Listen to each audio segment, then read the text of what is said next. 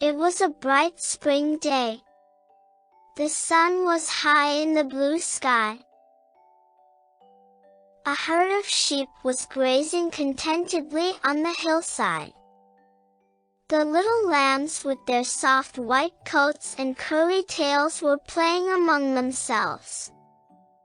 The shepherd, seeing that his flock was safe and happy, had fallen asleep under the spreading branches of a large old tree.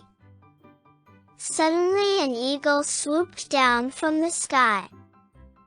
It pounced on a little lamb and carried it off so swiftly that none of the other lambs even had the time to bleat. The sleeping shepherd heard nothing.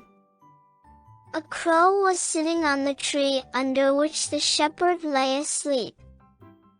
He had seen how the eagle had caught the lamb and carried it off to his nest. "What a wonderful way to get dinner," he thought. "Why do crows look for old smelly food?" The crow decided to do exactly as the eagle had done. It had looked easy enough.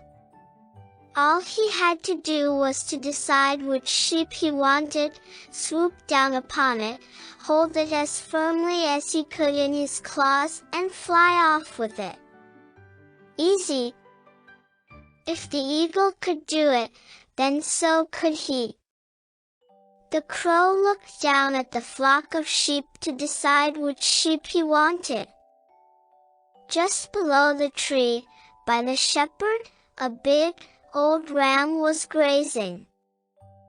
He had curling horns and a thick, heavy fleece. "Aha!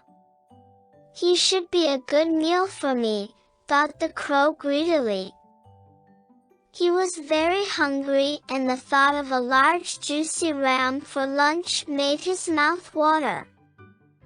The crow swooped silently and swiftly down onto the ram, just as he had seen the eagle do, and grasped it firmly by its fleece.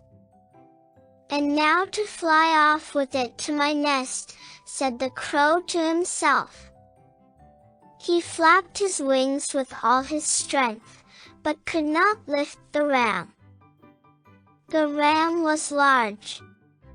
He was much too heavy for the crow to carry. The crow tried again and again, but without success. The ram felt the crow on its back and was most annoyed. "Just what do you think you are doing, you pesky bird?" he snapped, glaring at him over his shoulder. The crow flapped harder still, trying to carry the ram away. "Now stop that," cried the ram.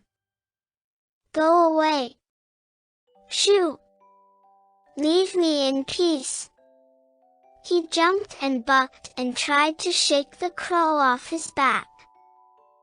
"Oh, oh," thought the crow, alarmed at the ram's fierce antics. "Maybe this wasn't such a good idea after all. Perhaps I should look for my dinner somewhere else. I had better let the ram be." The crow tried to fly away, but he found he could not move. His claws were caught in the ram's thick fleece. The crow pulled his feet this way and that. He flapped his wings as hard as he could. But no matter what he did, he only seemed to get stuck more firmly. Oh, how was he ever going to get free? The crow squawked loudly in fear and despair. The ram started running around the tree, bellowing with rage.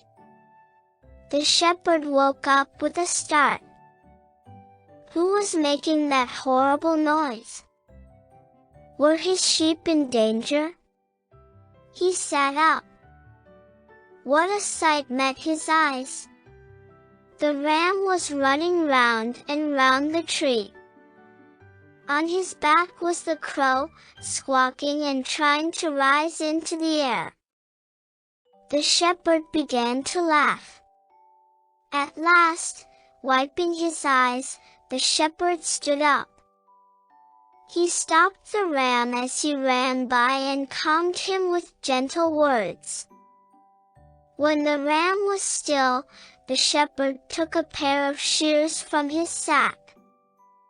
Holding the crow with one hand, he deftly snipped the fleece until the crow was free.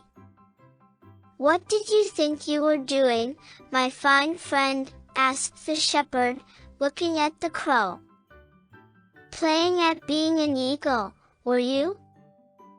The shepherd burst out laughing again. The crow was too embarrassed even to croak. He wished only that the shepherd would let him go so he could fly away to his nest and hide his foolish head.